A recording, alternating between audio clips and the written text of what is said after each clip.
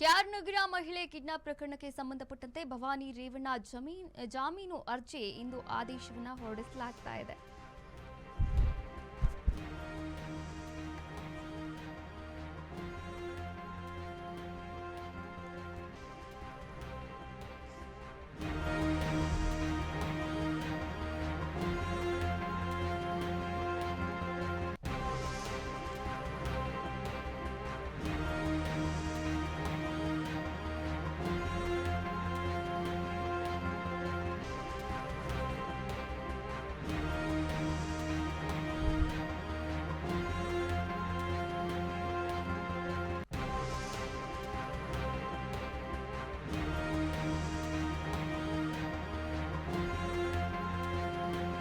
ಕ್ಯಾರ್ನಗರ ಮಹಿಳೆ ಕಿಡ್ನಾಪ್ ಪ್ರಕರಣದಲ್ಲಿ ಭವಾನಿ ರೇವಣ್ಣ ಜಾಮೀನು ಅರ್ಜಿ ಆದೇಶ ಎಂದು ಇರುವಂತದ್ದು. ಇನ್ನು ಮಧ್ಯಾಹ್ನ 2:45 ಕೋರ್ಟ್ ಆದೇಶವನ್ನ ನೀಡಲಿದೆ. ಭವಾನಿ ರೇವಣ್ಣ ಜಾಮೀನು ಅರ್ಜಿ ಆದೇಶವನ್ನ ಇಂದು ಮಧ್ಯಾಹ್ನ 2:45 ಆದೇಶವನ್ನ ನೀಡಲಿದೆ ಕೋರ್ಟ್.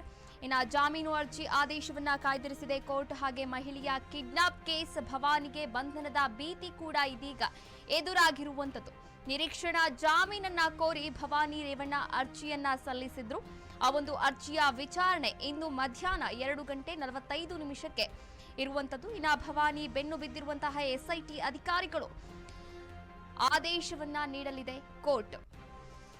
ಪ್ರಜ್ವಲ್, ಭವಾನಿ ಹಾಗೆ HD ರೇವಣ್ಣ ಪಾಲಿಗೆ ಇಂದು ಮಹತ್ವದ ದಿನ ಅಂತಾನೆ ಹೇಳಬಹುದು. ಜಾಮೀನು ಸಿಗುತ್ತಾ ಅಥವಾ ಬಂಧನವಾಗುತ್ತಾ ಇಂದೇ ನಿರ್ಧಾರವಾಗುವಂತದ್ದು.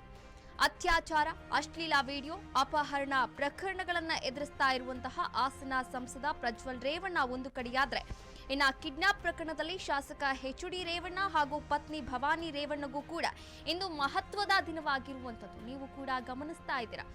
ಇಂದು ಮಧ್ಯಾಹ್ನ 2:45 ಕೋರ್ಟ್ ಆದೇಶವನ್ನ ನೀಡಲಿದೆ. ಆ ಒಂದು ಆದೇಶದಲ್ಲಿ ಗೊತ್ತಾಗಲಿದೆ ಅಂದ್ರೆ ಭವಾನಿಯವರ ನಿರೀಕ್ಷಣಾ ಜಾಮೀನು ಅರ್ಜಿಯ ವಿಚಾರಣೆ ಇರುವಂತದ್ದು. ಜಾಮೀನು ಮಂಜೂರಾಗುತ್ತಾ ಅಥವಾ ಬಂಧನವಾಗುತ್ತಾ? ಎಲ್ಲರ ಕಣ್ಣು ಇದೀಗ ಒಂದು ಪ್ರಜ್ವಲ್ ರೇವಣ್ಣ ಹಾಗೆ ಭವಾನಿ ರೇವಣ್ಣ, HD ರೇವಣ್ಣ ಅವರ ಕುಟುಂಬದ ಮೇಲೆ. ಅಂದ್ರೆ ನಿಜಕ್ಕೂ ಕೂಡ ತಪ್ಪಾಗ್ಲಿಕ್ಕಿಲ್ಲ.